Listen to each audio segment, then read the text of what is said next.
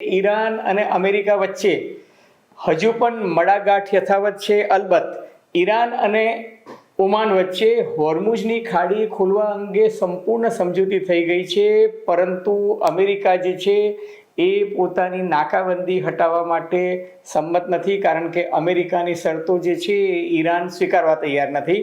અને ઈરાને સામા પક્ષે ખાડીના દેશોને ચેતવણી આપી છે કે હવે તમે ડોનાલ્ડ ટ્રમ્પને સમજાવી દેજો, જો ડોનાલ્ડ ટ્રમ્પ ઈરાન પર હવે હુમલા કરશે તો ઈરાન ખાડીના 6 દેશોની ઉપર ભયંકર હુમલા કરશે, એમની ક્રૂડ ઓઇલ ફેસિલિટીઝ પર, એમના પાવર પ્રોજેક્ટ્સ પર, એમની વોટર ગ્રીડ, ખાસ કરીને ડિસેલિનેશન પ્લાન્ટ જે છે એના પર હુમલા કરવાની ધમકી આપી છે. એમના ઓઇલ ફિલ્ડ, દાખલા તરીકે ક્રૂડ ઓઇલ જ્યાંથી નીકળતું હોય ત્યાં રિફાઇનરી, ઇલેક્ટ્રિસિટીની ગ્રીડ છે, ટ્રાન્સપોર્ટેશનની ફેસિલિટીઝ છે, ઇન્ફ્રાસ્ટ્રક્ચર છે, રોડ, રસ્તા, રેલવે, એરપોર્ટ પ્રોજેક્ટ્સ, આ બધા પર હુમલા કરવાની ઈરાને ધમકી આપી છે.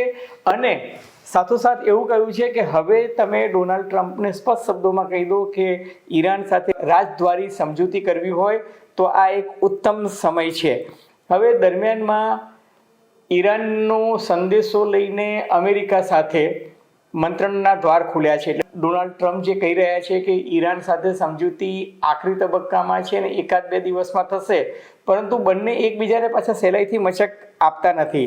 હવે આ મંત્રણા જે છે એમાં હવે તુર્કીએ ભાગીદાર થયું છે, અગાઉ પાકિસ્તાન હતું, ઇજિપ્ત અને સાઉદી અરેબિયાના રાજદૂત જે છે એ આ મંત્રણા કરી રહ્યા છે અને અમેરિકાને સમજાવી રહ્યા છે કે ઈરાન અને ઓમાન વચ્ચે જો હોર્મુઝની ખાડી ખોલવા અંગે સંમતિ થતી હોય તો અમેરિકાએ સહેજ નમતું જોખવું જોઈએ, કારણ કે જો અમેરિકા, ખાસ કરીને ડોનાલ્ડ ટ્રમ્પે ગયા અઠવાડિયે એવી ધમકી આપી હતી કે જો હવે ઈરાન અમારી શરતો નહીં સ્વીકારે તો અમેરિકા બીજા વિશ્વયુદ્ધ કરતાં પણ વધારે ખતરનાક હુમલા ઈરાન પર કરશે.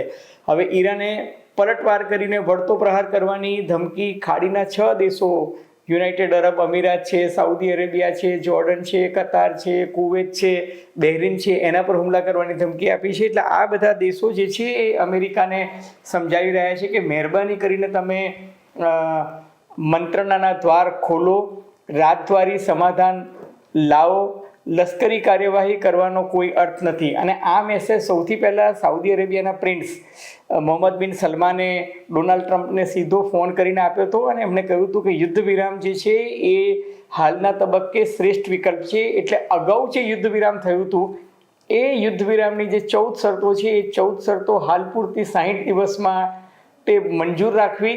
એ 60 દિવસ દરમિયાન હોર્મુઝની ખાડી ખોલી દેવાની, હોર્મુઝની ખાડી ખોલી અને બંને તરફ આવાગમન ચાલુ કરવાનું.